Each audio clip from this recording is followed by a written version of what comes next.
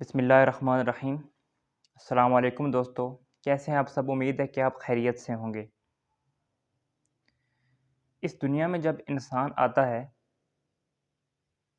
تو انسان کے ہاتھ میں بہت ساری چیزیں نہیں ہوتیں، اور اس میں ایک چیز جو ہے وہ ہے نتیجہ، ریزلٹ۔ محنت، مستقل مزاجی، سیکریفائسز، یہ بہت ساری چیزیں انسان کے بہت حد تک انسان کے ہاتھ میں ہوتی ہیں، لیکن جو نتیجہ ہوتا ہے وہ انسان کے ہاتھ میں نہیں ہوتا۔ انسان کو کسی بھی محنت، مستقل مزاجی، سیکریفائسز کے بدلے میں اگر کچھ ملتا ہے تو وہ اللہ تعالیٰ کی عطا ہوتی ہے۔ انسان کو جو بھی نتیجہ ملتا ہے وہ اللہ تعالیٰ کی عطا ہوتی ہے، کیونکہ نتیجہ انسان کے ہاتھ میں نہیں ہے۔ اب اللہ تعالیٰ کی جو عطا ہے، عطا کے مختلف جو سیگمنٹس ہیں وہ انسان کے مختلف ایکشن کے ساتھ جڑے ہوئے ہیں، یعنی کہ عطا کا کچھ حصہ انسان کی محنت کے ساتھ جڑا ہوا ہے۔ اللہ تعالیٰ کو اپنے بندے سے بڑا پیار ہے، وہ جب دیکھتا ہے کہ میرا بندہ کسی کام میں محنت کر رہا ہے تو وہ اس کو صلہ دے دیتا ہے۔ وہیں پر عطا کا حصہ قربانی سے جڑا ہوا ہے۔ اللہ تعالیٰ دیکھتا ہے کہ یہ بندہ قربانی دے رہا ہے تو اللہ تعالیٰ اس کو بھی عطا کر دیتا ہے۔ وہیں پر عطا کا حصہ دعا کے ساتھ جڑا ہوا ہے۔ اللہ تعالیٰ دیکھتا ہے کہ یہ بندہ مجھ سے مانگ رہا ہے، اللہ تعالیٰ اسے عطا کر دیتا ہے۔ وہیں پر عطا کا حصہ انسان کی بہتری کے ساتھ جڑا ہوا ہے۔ اللہ تعالیٰ دیکھتا ہے کہ یہ چیز اس کے لیے بہتر ہے یا نہیں بہتر، تو اس کے اکارڈنگ وہ اس کو عطا کر دیتا ہے۔ لیکن عطا کا ایک بہت بڑا حصہ جو ہے وہ جڑا ہوا ہے انسان کی نیت کے ساتھ۔ مثال کے طور پہ بنی اسرائیل میں ایک شخص تھا، وہ ریت کے ایک ٹیلے کے پاس سے گزرتا ہے، ریت کے ٹیلے کے پاس سے گزرتے ہوئے اس کے ذہن میں ایک بات آتی ہے کہ اگر میرے پاس نہ اس ریت کے ٹیلے جتنا آٹا ہوتا تو میں اس کو غریبوں میں بانٹ دیتا، خیرات کر دیتا۔ نبی پر وحی آتی ہے کہ تیری امت کے فلاں بندے کے نامہ اعمال نے، ہم نے اس ریت کے ٹیلے جتنا آٹا جو ہے اس کا صدقہ کرنے کا ثواب لکھ دیا ہے۔ یعنی کہ اس بندے نے جیسا سوچا نا کہ اگر میرے پاس ہوتا تو میں صدقہ کر دیتا، اس کو صدقہ کرنے کا جو ثواب اسے ملتا وہ اس کے نامہ اعمال میں لکھ دیا گیا۔ اب اس نے تو صرف سوچا تھا، اس کی صرف نیت تھی، لیکن اللہ تعالیٰ نے اس کو ثواب عطا کر دیا۔ تو اللہ تعالیٰ کی عطا کا بہت بڑا حصہ انسان کی نیت کے ساتھ جڑا ہوا ہے، لیکن ہم اکثر نیت کو سمجھنے میں غلطی کر دیتے ہیں کہ نیت ہوتی کیا ہے۔ دیکھیے، وہ جو ٹیلا تھا اس کے پاس سے ہزاروں لوگ گزرتے ہوں گے، وہ کوئی ایک ایلین تو نہیں تھا نا جو اس ریت کے ٹیلے کے پاس سے گزرتا، کئی اور لوگ گزرے ہوں گے، پہلے بھی گزرتے ہوں گے، اس کے بعد بھی گزرتے ہوں گے۔ لیکن صرف اس بندے کے ذہن میں یہ بات کیوں آئی کہ میرے پاس اتنا آٹا ہوتا تو میں اس کا خیرات کر دیتا؟ باقی لوگ گزرے ہیں، ان کے ذہن میں بھی ظاہر ہے کوئی نہ کوئی بات تو آئی ہوگی اس کو دیکھی، لیکن یہ بات صرف اس ایک بندے کے ذہن میں کیوں آئی؟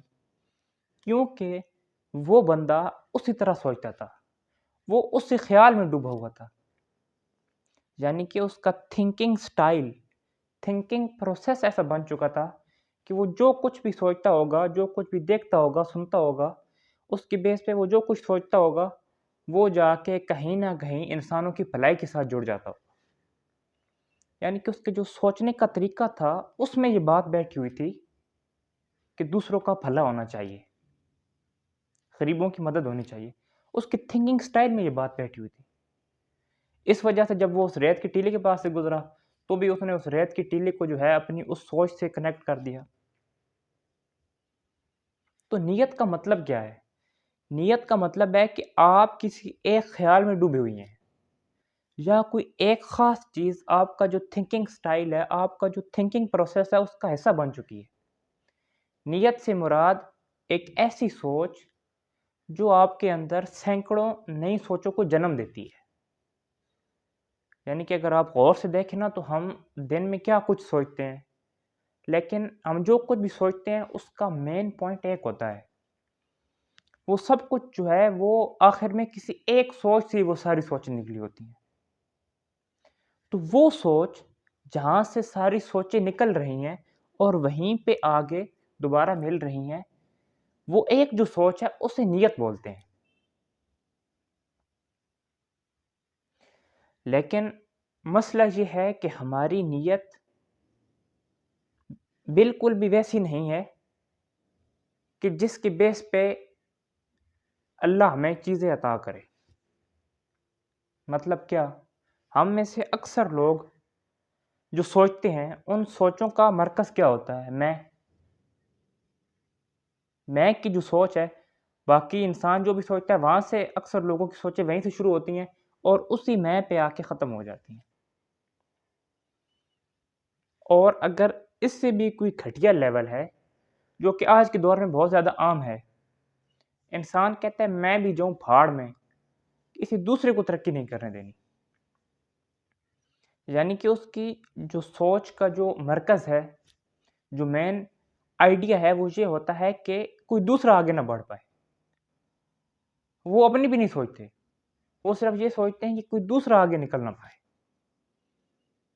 لیکن اللہ تعالیٰ کا نظام ایسا ہے، وہ اپنے بندوں سے بہت محبت کرتا ہے۔